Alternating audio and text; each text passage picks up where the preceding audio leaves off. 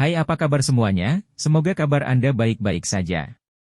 Terima kasih karena sudah memberikan support dan juga kesetiaan Anda untuk membangun channel Codot Film. Yuk kita lanjutkan alur ceritanya, sambil siapin kopi dan cemilan, setting suara volume full.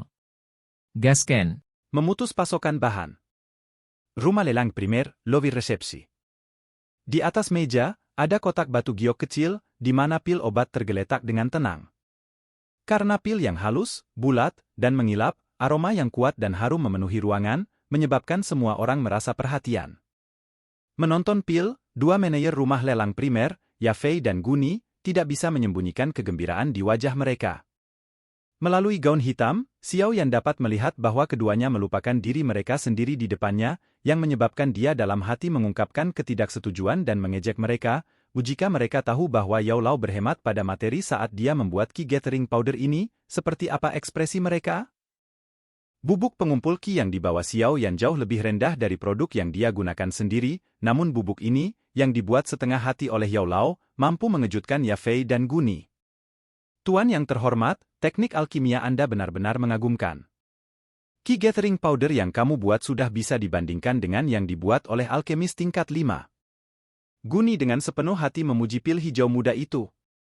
Di bawah jubah hitam, sebuah suara tua dengan ringan terdengar, tolong terima Qi Gathering Powder ini dengan baik. Setelah menerima begitu banyak bantuan, saya hanya perlu mengucapkan terima kasih atau hati nurani saya akan sangat terganggu. Haha, Tuan, Anda terlalu baik. Anda adalah tamu di sini dan bantuan di antara kami hanyalah bantuan di antara teman. Yafei tersenyum sambil mengangkat kasing dengan tangan seperti giok. Yao Lao menahan diri untuk tidak berkomentar. Yao Lao tidak hanya tidak mempercayai kata-kata itu, bahkan Xiao Yan juga mengejeknya. Jika itu benar-benar seperti yang dia katakan, rumah lelang premier pasti sudah bangkrut. Dari dalam pakaiannya, Xiao Yan mengeluarkan selembar kertas dan menyerahkannya kepada Yafei. Suara tua itu terdengar, tolong bantu saya lagi dengan mencarikan materi ini untuk saya. Dengan penuh semangat menerima kertas itu, Yafei dengan cepat melihatnya sebelum menjawab sambil tersenyum. Setelah waktu sebelumnya, dia tidak berani menunjukkan keraguan apapun sekarang.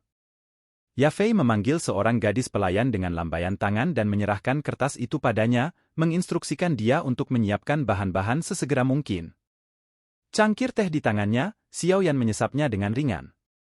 Tiba-tiba, dia memikirkan sesuatu dan setelah beberapa detik, suara Yao Lao bisa terdengar, Nona Yafei, saya punya pertanyaan. Mendengar Yao Lao mulai berbicara, Yafei tersenyum manis dan dengan lembut menjawab, oh silakan Pak. Klan Jia Lai telah membeli banyak bahan obat dari sini kan? Yao Lao bertanya dengan suara monoton. Pada pertanyaan ini, hati Yafei sedikit menegang dan ekspresi wajahnya yang cantik sedikit berubah. Secara diam-diam berbagi pandangan sekilas dengan Guni, dia diam-diam ragu-ragu sejenak sebelum menjawab, oh sebelumnya klan Jia Lai memang telah membeli bahan obat senilai hampir 100.000 emas dan bahan-bahan medis ini. Juga memiliki beberapa khasiat penyembuhan. Sedikit memiringkan kepalanya, suara lamanya tiba-tiba menghilang dalam keheningan. Perubahan suasana yang tiba-tiba dari pria berjubah hitam ini menyebabkan hati Yafei merasa agak gugup, dia sudah lama tahu bahwa yang pertama sedang bersiap untuk membantu klan Xiao, namun rumah lelang terus menjual sejumlah besar bahan obat ke klan Jia Lai. Meskipun dia tidak tahu temperamennya, sangat mungkin pria tua ini akan menyimpan dendam terhadap rumah lelang.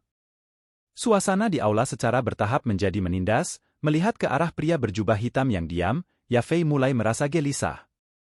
Jika bukan karena Guni terus-menerus menghentikannya dengan penampilannya, dia pasti sudah membuka mulutnya sejak lama. Kalian berdua pasti tahu apa yang ingin kulakukan dengan membeli begitu banyak bahan obat terakhir kali kan? Beberapa saat kemudian, suara tua itu akhirnya memecah kesunyian yang mencekik.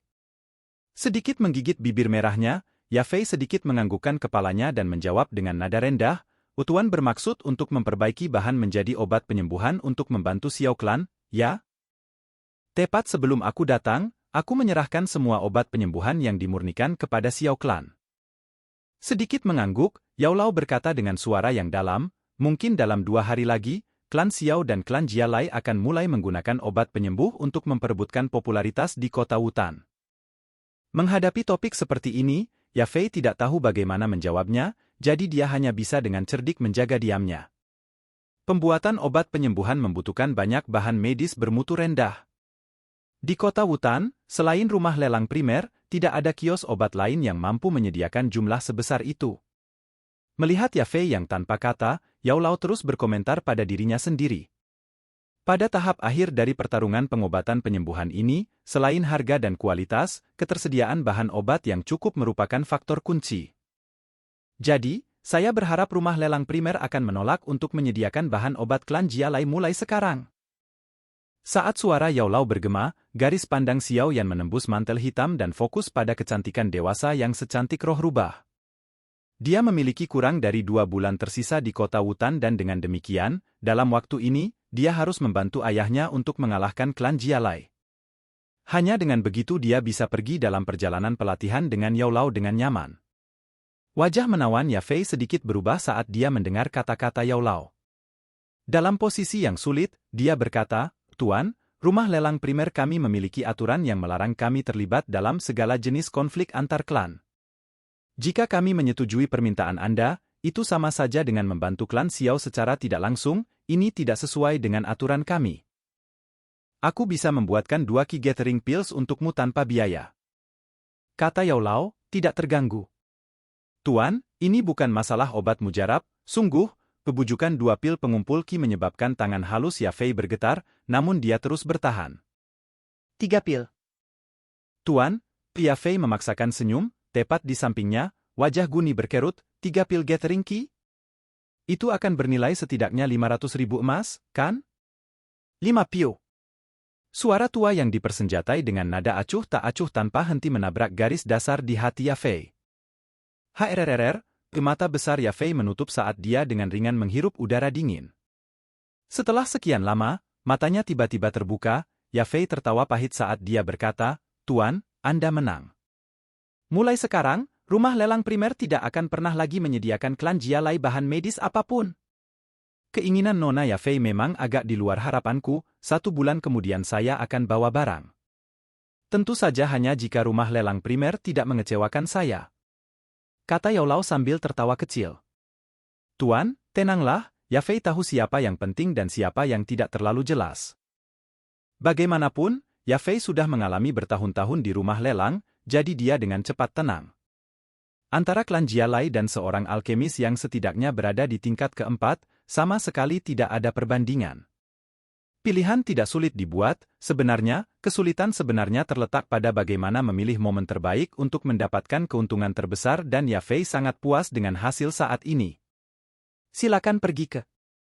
Oke guys, jangan lupa like, comment, share, and subscribe di channel Codot Film. See you next video, peace out and bye-bye.